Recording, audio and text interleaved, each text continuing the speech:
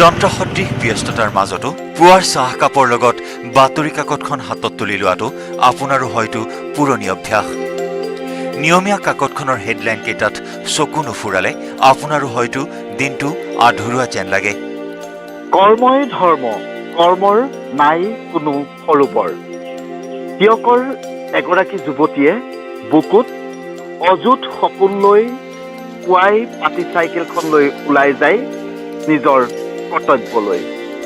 প্ৰায় 20 পৰা 25 kilometre cycle চলাই আপোনাক উমান দিয়ে নিশাৰ আন্ধাৰ আঁতৰি পোহৰ হোৱাৰ।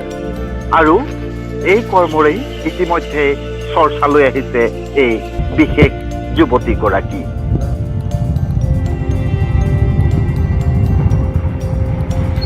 এই যুৱতীগৰাকীৰ নাম পৰিস্মিতা গগৈ। ঘৰ তিয়কৰ পহুচুঙি গাঁৱত। বুকুত এসোপা সপোন বান্ধি শালিকি পুৱাতে পাতি চাইকেলখন লৈ ঘৰৰ পৰা ওলাই যায় পৰিস্মিতা। বহু আগ্ৰহেৰে পদূলি মুখলৈ বাট চাই থকা পাঠকৰ হাতত তুলি দিয়ে বাতৰি কাকতখন। ৰাতিপুৱাই আমি পেপাৰখন চাবৰ কাৰণে বৰ আগ্ৰহেৰে ৰৈ থাকোঁ। আমাৰ ওচৰৰ এজনী ছোৱালী, তাই ঘৰৰ অৱস্থা বৰ ভাল নহয়। তাই ৰাতিপুৱা পেপাৰখন তাই অহালৈকে মানে বাট চাই থাকিবলগীয়া হয়। আৰু এটা কথা ঠিক যে গাঁৱৰ কিছুমান এনেকুৱা, বিশেষকৈ তাই এজনী যুৱতী হৈ তাই আজি ঘৰৰ অৱস্থাও বৰ ভাল নহয়। এনেকৈ পেপাৰ মানে হকাৰ কাম কৰিয়ে তাই ঘৰখনৰ আজি ইনকম চ'ৰ্চ এটা উলিয়াই আছে। ৰাতিপুৱাই ছোৱালীজনীয়ে চাইকেলখন লৈ গোটেই মানে প্ৰায় 15-20 কিলোমিটাৰ তাই ৰাতিপুৱাই মানে তেনেকৈ চাইকেল চলাই মানে ঘৰে ঘৰে পেপাৰ দি ফুৰিবলগীয়া হয়। গতিকে এনেকুৱা যুৱক যুৱতীসকলৰ এইটো এটা বৰ যোগাত্মক দিশ বুলি ক'ব লাগিব যে তাই যেনে ছোৱালী হৈ যায় ইমানখিনি কৰিব পাৰিছে। দৈনিক 15-20 কিলোমিটাৰ চাইকেল চলাই ঘৰে ঘৰে বাতৰি কাকত বিলাই দুপইচা অৰ্জন কৰি আৰ্থিকভাৱে দুৰ্বল পিতৃ মাতৃক সকাহ দিয়াৰ যুদ্ধ চলাই আহিছে পৰিস্মিতাই। পৰিস্মিতাৰ পাতি চাইকেলৰ টিলিঙাটোৰ শব্দই বহুজনক ৰাতিপুৱাৰ জাননী দিয়ে।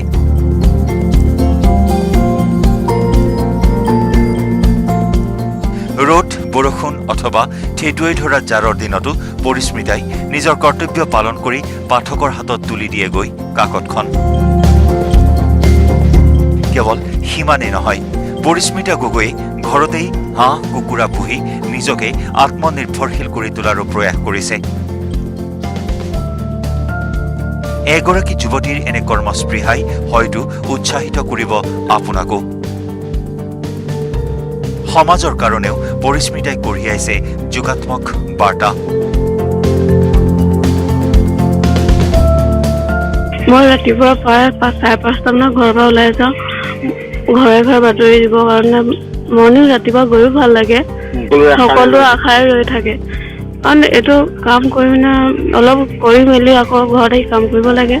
তাৰ বাবে মই অকল মাৰ কাৰণে সকাহ কৰিবৰ কাৰণে মই ওলাই আহোঁ ৰাতিপুৱা। কিন্তু ৰ'দ বৰষুণ কোনো কথা নাই, সময়মতে দিওঁ। কেতিয়াবা দেৰিও হয়, এতিয়া ঠাণ্ডা দিন হয়, কেতিয়াবা পানী চৰ্দি হৈ যায়। বহুত দূৰে দূৰে যাব লাগে, ইমান মই ক'ব নোৱাৰিম না। এতিয়া প্ৰায় বহুত দিন হ'ল, হিচাপ নকৰোঁ।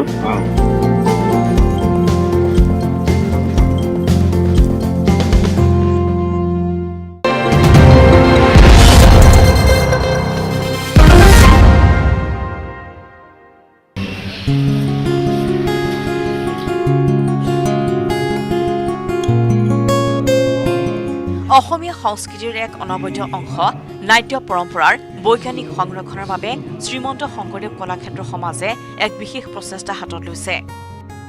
মহাপুৰুষ শংকৰদেৱ আৰু মাধৱদেৱৰ পৰা আৰম্ভ কৰি বৰ্তমান সময়লৈকে নাট্য সমাজৰ আপুৰুগীয়া সম্পদৰাজিৰ সংৰক্ষণৰ বাবে তথ্য সংগ্ৰহ কৰিবলৈ এক আলোচনা চক্ৰ মাজুলী মিলন সংঘত অনুষ্ঠিত হয়। প্ৰাক শংকৰী যুগৰ লোকনাট্য, মহাপুৰুষ শ্ৰীমন্ত শংকৰদেৱৰ অতুলনীয় উদ্ভাৱনী নাট্য চিন্তা আৰু পৰৱৰ্তী সময়ৰ সুদীৰ্ঘ নাট্য চৰ্চাৰ আপুৰুগীয়া সম্পদৰাজি বৰ্তমান বিভিন্ন স্থানত সিঁচৰতি হৈ আছে আৰু তাৰ পুনৰুদ্ধাৰৰ প্ৰয়োজন অনুভৱ কৰিয়েই অসমীয়া সংস্কৃতিৰ প্ৰাণকেন্দ্ৰস্বৰূপ শ্ৰীমন্ত শংকৰদেৱ কলাক্ষেত্ৰৰ সাহিত্য আৰু সংগীত নাটক ভৱনত প্ৰাৰম্ভিকভাৱে আৰম্ভ হৈছে নাট সংৰক্ষণৰ কাম।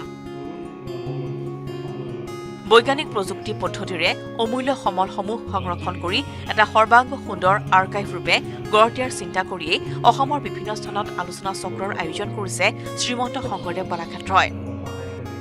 মাজুলী মিলন সংঘটো মাজুলীৰ বিভিন্ন সত্ৰানুষ্ঠানৰ লগতে মাজুলীৰ নাট্যকলাৰ লগতে জড়িত গণ্যমান্য ব্যক্তিৰ উপস্থিতিত এখন অতি গাম্ভীৰ্যপূৰ্ণ সভা অনুষ্ঠিত হয়।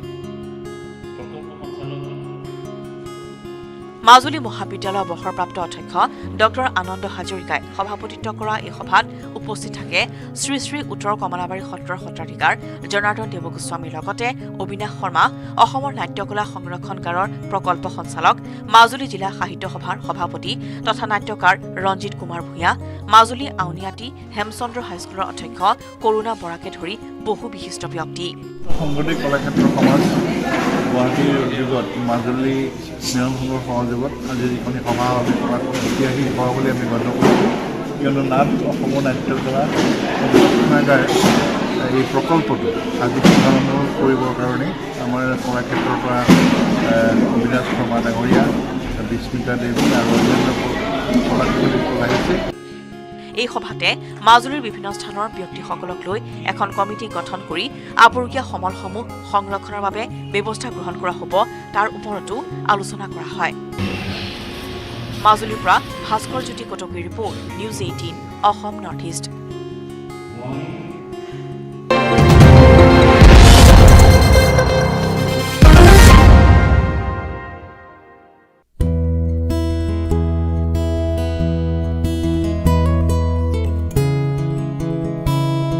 ৰাজ্যৰ ক্ৰীড়াৰ ক্ষেত্ৰখন যেন ক্ৰমাৎ সজীৱ হ'বলৈ আৰম্ভ কৰিছে।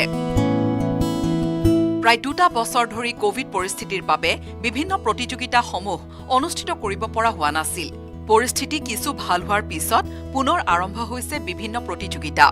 অহা 17 ডিচেম্বৰৰ পৰা 19 ডিচেম্বৰলৈ গুজৰাটৰ আহমেদাবাদত লাইকুশ যোগ বিশ্ববিদ্যালয়ৰ প্ৰাংগণত অনুষ্ঠিত হ'ব দ্বিতীয় ৰাষ্ট্ৰীয় যোগাসন চেম্পিয়নশ্বিপ 2021-22। এই প্ৰতিযোগিতাখনিত অংশগ্ৰহণ কৰিবলগীয়া অসমৰ দলত স্থান লাভ কৰিছে ধেমাজি জিলাৰ 4গৰাকী কিশোৰীৰ লগতে 2গৰাকীকৈ প্ৰশিক্ষকে বিচাৰকৰ আসন শুৱনিও কৰিব। ধেমাজিৰ ক্ৰীড়াৰ হৃদপিণ্ড স্বৰূপ বাটঘৰীয়াৰ ৰাণী সোণোৱাল, ৰিংকু শইকীয়া, 2 নম্বৰ ভৰালী চুকৰ বনশ্ৰী বৰা মাছাং আৰু গোহাঁই গাঁৱৰ লিজা জৰাধৰাই ভাগ ল'ব। এই ৰাষ্ট্ৰীয় প্ৰতিযোগিতাখনিৰ পূৰ্বে ইতিমধ্যে ধেমাজি জিলাৰ 10টাকৈ যোগ কেন্দ্ৰৰ 181গৰাকী খেলুৱৈ জিলা যোগাসন প্ৰতিযোগিতাত ভাগ লৈছিল। ইয়াৰে পৰাই 4গৰাকী খেলুৱৈ অসম দললৈ নিৰ্বাচিত হৈছে। ৰাষ্ট্ৰীয় ক্ৰীড়া যুৱ কল্যাণ মন্ত্ৰণালয়ে যোগক ক্ৰীড়াৰ মান্যতা প্ৰদান কৰাৰ পিছত যোগ ক্ৰীড়াৰ প্ৰতি ধাউতি বাঢ়িছে নৱপ্ৰজন্মৰ। ধেমাজিৰ এই 4গৰাকী খেলুৱৈ আৰু 2গৰাকী বিচাৰক আৰু 1গৰাকী তত্ত্বাৱধায়ক গুজৰাটৰ আহমেদাবাদলৈ ৰাওনা হ'ব 12 ডিচেম্বৰত। যাৰ বাবে এতিয়া 4গৰাকী খেলুৱৈয়ে চলাইছে প্ৰতিদিনেই কঠোৰ অনুশীলন। এই ক্ষেত্ৰত প্ৰশিক্ষক তথা জিলা যোগাসন কমিটিৰ সম্পাদকগৰাকীয়ে প্ৰতিযোগিতাখনত অংশগ্ৰহণ কৰাৰ সন্দৰ্ভত মত ব্যক্ত কৰিলে এই ধৰণে। খুব আনন্দিত হৈছোঁ। আমাৰ ধেমাজি ডিষ্ট্ৰিক্টৰ পৰা 4গৰাকী খেলুৱৈ আমাৰ নিৰ্বাচিত হৈছে তথা বাটঘৰীয়া আঞ্চলিক স্পৰ্ট ক্লাবৰ ফালৰ পৰা 2গৰাকী খেলুৱৈ আমাৰ নিৰ্বাচিত হৈছে। অসম দলত তেওঁলোকে স্থান লাভ কৰিবলৈ সক্ষম হৈছে। আৰু এইখিনিতে আমি গুজৰাটত যিখন দ্বিতীয় ৰাষ্ট্ৰীয় যোগাসন প্ৰতিযোগিতাত আমি খুব সুন্দৰ ফলাফল লাভ কৰিম বুলি আশা কৰিছোঁ। আৰু লগতে খুব কঠোৰভাৱে অনুশীলন চলাই থকা হৈছে। ইফালে ৰাষ্ট্ৰীয় যোগাসন প্ৰতিযোগিতাত অংশগ্ৰহণ কৰিবলৈ সুযোগ লাভ কৰা খেলুৱৈসকলে প্ৰতিদিনেই চলাই গৈছে কঠোৰ অনুশীলন। এই প্ৰতিযোগিতাখনত সফলতা অৰ্জন কৰিবলৈ তেওঁলোক এতিয়া যেন বদ্ধপৰিকৰ। প্ৰতিযোগিতালৈ যোৱাৰ পূৰ্বে খেলুৱৈসকলে নিজৰ মনৰ অনুভৱ ব্যক্ত কৰিলে এই ধৰণে। হয়, মোৰ নাম বনশ্ৰী বৰা মাছাং। মই ক্লাছ 9ৰ পৰা যোগাসন কৰোঁ, কিন্তু ৰেগুলাৰকৈ এতিয়া ছাৰৰ ওচৰত শিকা হৈছে 4 মাহ হৈছে। অনুশীলন ছাৰে বহুত কষ্ট কৰিয়ে শিকায় আমাক। আমি ৰাতিপুৱা 6টা বজাত আহোঁ আৰু পিছবেলা 2টা বজাত আহোঁ। নমস্কাৰ, মোৰ নাম শ্ৰীমতী লিজা জৰাধৰা। মোৰ ঘৰ গোহাঁইগাঁও। মই নৱজ্যোতি আচাৰ্যৰে ষ্টুডেণ্ট হয়। আৰু এতিয়া তোমালোকৰ অনুশীলন কেনেকৈ চলিছে? অনুশীলন ভালেই চলিছে। কি আশা কৰিছে বা তাত গৈ কি কৰিম বুলি ভাবিছা? মানে ভালকৈ কৰিম বুলি আশা কৰিছোঁ আৰু আচাৰ্যৰ নাম আনিম বুলি ভাবিছোঁ। বহুত কষ্ট কৰে আচাৰ্য আমাক লৈ পিনে, মই যেন ভাবোঁ এবাৰ আমাৰ ধেমাজিৰ পৰা যোৱা যিকেইজনী 4গৰাকী ছাত্ৰী তাৰ ভিতৰত এগৰাকী বা দুগৰাকী আনিলে মই ভাল পাওঁ আৰু কেনেধৰণে অনুশীলন চলাইছা? বহুত ভালকৈ অনুশীলন চলাইছোঁ। খেলুৱৈসকলক লৈ যথেষ্ট আশাবাদী অঞ্চলবাসী।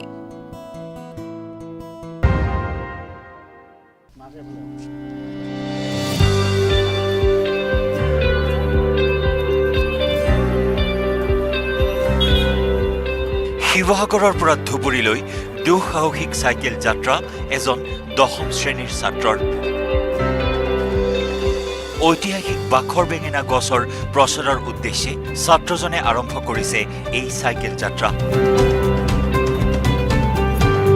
হয়, শিৱসাগৰ জিলাৰ বকতা বাখৰ বেঙেনাত থকা প্ৰায় 700 বছৰ পুৰণি ঐতিহাসিক বাখৰ বেঙেনা গছজোপাৰ প্ৰচাৰৰ উদ্দেশ্যে শিৱসাগৰ জিলাৰ বকতাৰ নঙলামৰা গড়মূৰৰ পৰা ধুবুৰী জিলাৰ বাংলাদেশ সীমান্তলৈ এই চাইকেল যাত্ৰা আৰম্ভ কৰিছে ধিতাইপুখুৰী উচ্চতৰ মাধ্যমিক বিদ্যালয়ৰ ছাত্ৰ সৌৰভ গগৈয়ে। মই এতিয়া বকতা নঙলামৰা এই গড়মূৰৰ পৰা একদম ধুবুৰীলৈকে মানে অসমৰ শেষলৈকে যাত্ৰা কৰিম বুলি ভাবিছোঁ।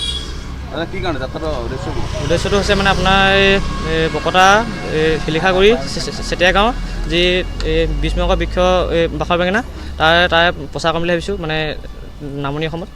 মই এতিয়া ক্লাছ 10ত। কেইদিনমান লাগিব বুলি ভাবিছে? একদম মানে এতিয়া সেনেকৈতো এতিয়া ক'ব নাই মানে এসপ্তাহ লাগিব পাৰে নহ'লে 4 দিনো লাগিব পাৰে তালৈকে। তাৰপৰা আহোঁতে তুমি চাইকেল চলাই আহিবা? আহোঁতে চাইকেল চলাই আহিম। মই এতিয়া এইফালে যোৰহাটো যাম বুলি ভাবিছোঁ। তাৰপৰা এইফালে দেৰগাঁও এইফালে হৈ পিনি আকৌ সেই মানে কলীয়াভোমা দলঙেদি এনেকৈ পাম বুলি ভাবিছোঁ। তাৰপৰা এইফালে হেৰি হৈ যাম ওৰাং হৈ যাম বুলি ভাবিছোঁ। দিনটো মানে আপোনাৰ এতিয়া ক'বলৈ গ'লে 10 ঘণ্টাত মানে হেৰি চলাইছোঁ 270 চলাইছোঁ মানে ডিব্ৰুগড়ৰ পৰা যোৰহাটলৈকে। ইয়াৰ আগতে তুমি চলাইছা? আগতে চৰাইদেউ ডিমৌ এইবোৰ মাছ সেইবোৰ গৈছোঁ, ডিব্ৰুগড় সেইবোৰ গৈছোঁ, যোৰহাট চোৱাত গৈছোঁ আগতে।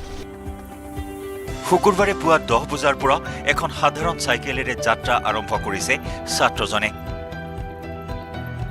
চাইকেলৰ আগত ঐতিহাসিক বাখৰ বেঙেনাৰ ফটো আৰু জাতীয় পতাকালৈ যুৱকজনে আৰম্ভ কৰিছে যাত্ৰা। প্ৰতিদিনে 200 কিলোমিটাৰকৈ চাইকেল চলাই ধুবুৰীত উপস্থিত হৈ পুনৰ চাইকেল চলাই গৃহ অভিমুখে যাত্ৰা কৰিব ছাত্ৰজনে।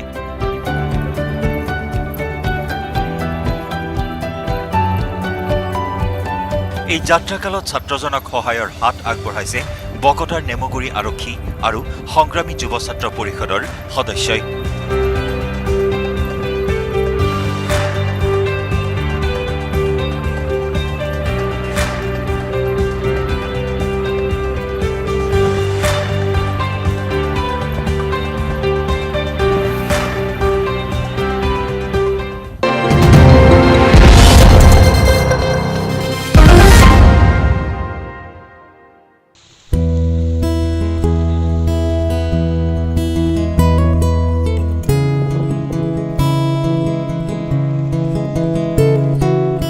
পথাৰো আমাৰ, বজাৰো আমাৰ। এই লক্ষ্য উদ্দেশ্য হাতত লৈ ঠায়ে ঠায়ে থলুৱা কৃষকসকলে গঢ়িছে কৃষি বিপ্লৱ। শোণিতপুৰৰ বৰচলাৰ শিঙৰি চাপৰিত অঞ্চলটোৰ থলুৱা কৃষকৰ সেউজ বিপ্লৱ। ইয়াত লহপহকৈ বাঢ়ি অহা সৰিয়হৰ খেতিয়ে মন প্ৰাণ হৰিছে কৃষিজীৱী ৰাইজৰ। বৰচলাৰ শিঙৰি চাপৰিত এতিয়া সৰিয়হ ফুলে দৃষ্টিনন্দন পৰিৱেশৰ সৃষ্টি কৰিছে। বৰচলাৰ শিঙৰি চাপৰি অঞ্চলৰ বিস্তীৰ্ণ কৃষিভূমিত কেৱল হালধীয়া পৰিৱেশ। সৰিয়হ ফুলে পাৰি দিছে হালধীয়া দলিচা। চকুৱে মনিব নোৱাৰালৈকে কেৱল মাথো হালধীয়া। যেন হালধীয়াই হালি জালি সকলোকে হাত বাউলি মাতিছে। উল্লেখযোগ্য যে প্ৰতি বছৰে ব্ৰহ্মপুত্ৰৰ বানে ব্যাপক ক্ষতি সাধন কৰে ইয়াৰ কৃষিকাৰ্যক। কিন্তু বানপানী কমাৰ পিছতেই ইয়াত থলুৱা কৃষকসকলে জীয়াই থকাৰ সংগ্ৰামখন আৰম্ভ কৰে এই বানে ধোৱা কৃষিভূমিত। এই অঞ্চলটোৰ থলুৱা কৃষকসকলে শিঙৰি চাপৰি অঞ্চলত বিঘাই বিঘাই মাটিত সৰিয়হ খেতি কৰিছে আৰু এতিয়া সৰিয়হ ফুলৰ নান্দনিক দৃশ্যই দৃষ্টি আকৰ্ষণ কৰিছে শিঙৰি চাপৰি অঞ্চলত। এনেদৰে থলুৱা কৃষকসকলে ইয়াত সেউজ বিপ্লৱ গঢ়িছে। মই কথা পাতিম এগৰাকী থলুৱা কৃষক আছে তেখেতৰ সৈতে। দাদা কি নাম আপোনাৰ? মোৰ নাম শ্ৰী বাবুল বড়ো। বাবুল বড়ো, হয়। কিমান বিঘা মাটিত আপুনি সৰিয়হ খেতি কৰিছে? মিনিমাম 15 বিঘা মাটি কৰিছোঁ। 15 বিঘা মাটি, হয়। কিমান কৃষক থলুৱা কৃষক এনেদৰে ইয়াতে খেতিত নামিছে তেওঁলোক? এনেই বহুতেই আছে, ময়ো 15 বিঘা কৰিছোঁ আৰু তেনেকুৱা বহুতেই কৰিছে 10 বিঘা 15 বিঘা একেলাৰতে, আৰু কিছুমান ধৰ মাকৈও কৰিছে। আপুনি কি কি খেতি কৰিছে? মই ধৰ ইফালে ধৰ সৰিয়হ আৰু লগতে মাকৈ আৰু মাটিমাহ আৰু আলু কৰিছোঁ, আৰু যিখিনি সুবিধা য'ত যেনেকুৱা সুবিধা হয় তেনেকুৱা হিচাপে কৰি আছোঁ। আৰু কিমান বছৰৰ পৰা আপুনি ইয়াতে খেতি কৰে? ধৰ মিনিমাম ধৰ আজি যেতিয়াৰ পৰা গৰা ভাঙিছে, ধৰ তাৰ গৰা ভাঙাৰ পাছৰ পৰাই আমি 25 বছৰ। হয়। ব্ৰহ্মপুত্ৰৰ পলস পৰা এই কৃষিভূমিত এতিয়া কৃষকসকলে বিঘাই বিঘাই মাটিত সৰিয়হৰ খেতি কৰিছে। বানে ধোৱা বিস্তীৰ্ণ কৃষিভূমিত সেউজ বিপ্লৱৰ সূচনা কৰিছে চহা কৃষকে। ইয়াৰ দ্বাৰা উপাৰ্জনৰ আশা কৰিছে এইসকল কৃষকে।